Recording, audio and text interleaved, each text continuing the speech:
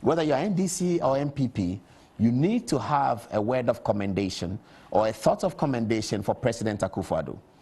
He is the 7th or so president of the 4th Republic.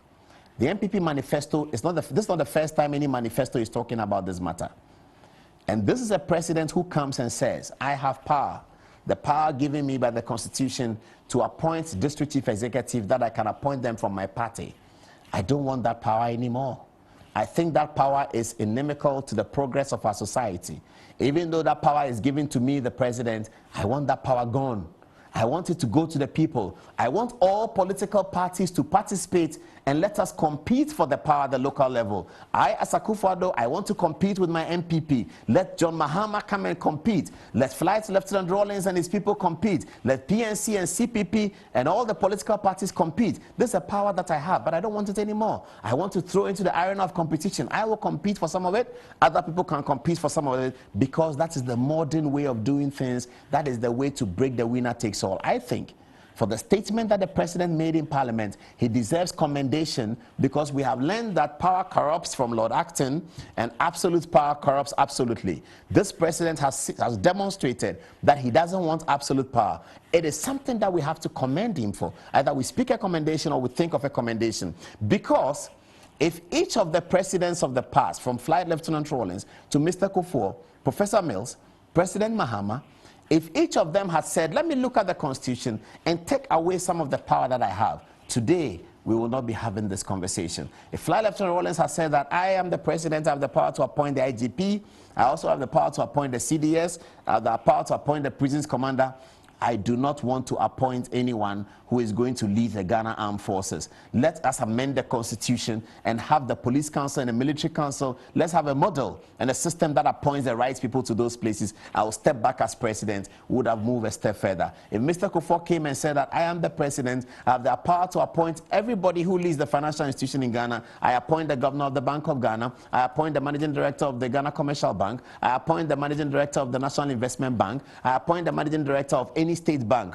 If he has said that, well, I'm the president, I have the power to do so, I don't want to do that anymore. Let us have a system. Let the Ghana Banking College, Ghana Bankers Association, let us have a model with which we do these things so that these appointments can be made without a president in the interest of democracy. Would have gone a long way. If Professor Mills had come and said that I'm Professor Mills, I'm a lawyer, I've gone through the system, I appoint the Chief Justice, I appoint Supreme Court judges, I appoint Court of Appeal judges, now I don't want that power anymore. Let us go and amend the Constitution and have these people appointed another way. I can lobby as president, my ministers can lobby those councils, as ministers, as Attorney General, as ministers of justice, they can lobby, but I don't want the power to appoint these people who would have come a long way. It is in this spirit that I think that Akufo Addo, being the first president under the 4th Republic, to say that the power that I have, I don't want it. Let that power go away and let me compete for it with all other colleagues. We should commend him. That's why when he spoke to Parliament, he said he has spoken to former presidents and they all said the same thing. In tribute to Akufo Addo, let us hear again what he said in Parliament. Speaker, yet another ambitious decentralization exercise is the expansion of full democracy to local government. A critical step to this end is the direct election of metropolitan, municipal, and district chief executives on a partisan basis. It is a firm manifesto commitment of the new patriotic party. Further, my discussions with the nation's leaders, including the former presidents of the Republic, convinced me that it is a step that we must take. The constitutional impediment to this, in Article 55 of the Constitution, an entrenched clause, must therefore be removed. To ensure the judicious use of the country's resources, I propose that the constitutional processes for a referendum should be initiated in such a manner that the holding of the referendum would take place at the same time as next year's district assembly elections. If successful, the outcome of the referendum will mean that the current set of MMDCEs will be the last batch of chief executives to be appointed under the current system. I have no doubt that the resourceful Minister for Local Government and Rural Development, Hajia Alima Mahama, MP for Narerigu Gambaga, will be able to shepherd this process to a positive conclusion. So you heard him. For whatever it is, I think that this president deserves some commendation. Nothing political about it, nothing about MPP or NDC, but let's urge our presidents to look at the Constitution and say what can be done. So, ladies and gentlemen, let's go to the polls on December 17. Let's vote a big yes. And let the NDC begin to guard the alliance, let the MPP guard the alliance, let the CPP guard the alliance, and let us get to the situation where we have these political parties in charge of the districts, and the winner takes all be defeated.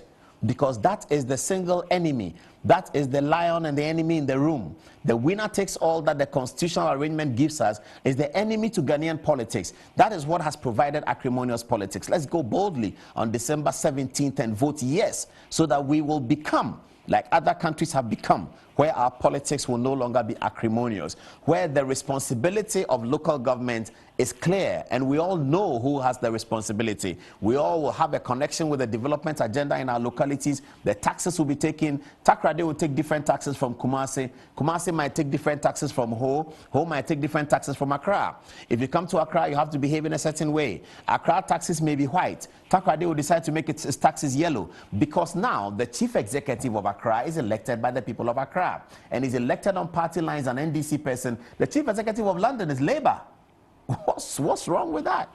And their policy is not acrimonious, because it's not a winner takes all. The government in England is conservative, but the chief executive of the capital city is the opposition. The opposition have London. So an NDC contractor doesn't have to worry. If NDC have Takrade, he can go there and get contracts over there. An MPP contractor doesn't have to be worried if John Mahama is president. If MPP have Kumasi, he can go there and get a contract over there. Winner takes all will be broken. Election day will have light tension like you see in other countries. Look at a country like Nigeria and look at the election. They don't pull knives. We pull knives. Nigeria doesn't pull knives.